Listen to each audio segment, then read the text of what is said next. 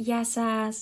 Σήμερα θα δούμε μαζί, βήμα-βήμα, πώς μπορούμε να κάνουμε την ηλεκτρονική μας αίτηση για την αποζημίωση των ειδικών θεραπείων, της λογοθεραπείας, εργοθεραπείας, ειδικής διαπαιδαγώγησης, ψυχολογικής υποστήριξης από το Ταμείο του ΕΟΠΗ. Η διαδικασία είναι πάρα πολύ εύκολη και θα την ολοκληρώσουμε μαζί σε λίγα μόλις λεπτά.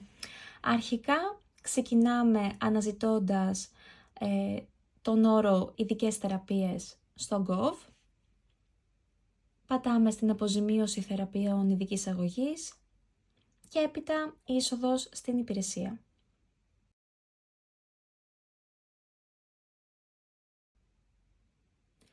Εδώ θα συνδεθούμε με κωδικούς TaxisNet, όπου συμπληρώνουμε το όνομα χρήστη καθώς και τον κωδικό. Πατάμε σύνδεση και στη συνέχεια πληκτρολογούμε το δικό μας άμκα. Προσοχή εδώ, όχι το άμκα του παιδιού, αλλά το δικό μας άμκα. Εδώ βρισκόμαστε σε αυτή τη σελίδα και πατάμε υποβολή ατομικού αιτήματος. Στο θέμα αιτήματος επιλέγουμε την ειδική αγωγή. Αφορά ανήλικο μέλος. Στη διπλανή στήλη, στα στοιχεία δικαιούχου, βλέπουμε τώρα να εμφανίζονται τα στοιχεία του γονέα στον οποίο είναι ασφαλισμένο το παιδί. Εδώ υπάρχει και το IBAN του δικαιούχου. Είναι σημαντικό εδώ στο IBAN να είστε συνδικαιούχος ή δικαιούχος. Και αφού λοιπόν είναι συμπληρωμένα αυτό το πεδίο που είναι πολύ σημαντικό για να λάβετε τα χρήματα, συμπληρώνουμε το άμκα του παιδιού στα στοιχεία του ασφαλισμένου. Πατώντας λοιπόν το άμκα εμφανίζονται όλα τα στοιχεία, όλες οι πληροφορίες για το παιδί και πάμε δίπλα στα στοιχεία δικαιούχου και συμπληρώνουμε το αιτούμενο ποσό. Στη δική μας περίπτωση είναι 120 ευρώ.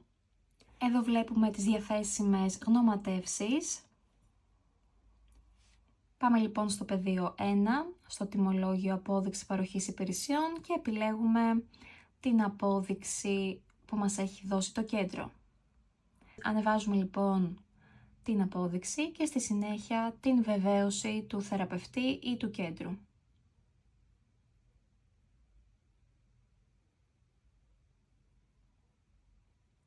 Το τρίτο βήμα είναι προαιρετικό. Συνήθως ζητείται η βεβαίωση δραστηριοτήτων του κέντρου, το μητρό δηλαδή του κέντρου. Ανεβάζοντας λοιπόν και το τρίτο, το τέταρτο πεδίο δεν χρειάζεται να ανεβάσουμε κάτι. Συνεχίζουμε από κάτω κλικάροντας τις τρεις επιλογές που έχει. Εδώ προσοχή, θα πρέπει να έχουμε επιλέξει από τις διαθέσιμες γνωματεύσεις για ποιο διάστημα αφορά η συγκεκριμένη γνωμάτευση. Αλλιώς, όπως βλέπετε εδώ και στο μήνυμα, δεν μας αφήνει να υποβάλουμε την αίτησή μας. Συνεπώς, επιστρέφουμε, πατάμε διαθέσιμες γνωματεύσεις, το play και την επιλέγουμε. Εδώ βλέπουμε πως το πεδίο με τις επιλεγμένες γνωματεύσεις έχει επιλεγεί το διάστημα που αντιστοιχεί στην συγκεκριμένη απόδειξη. Κατεβαίνουμε λοιπόν κάτω και πατάμε υποβολή.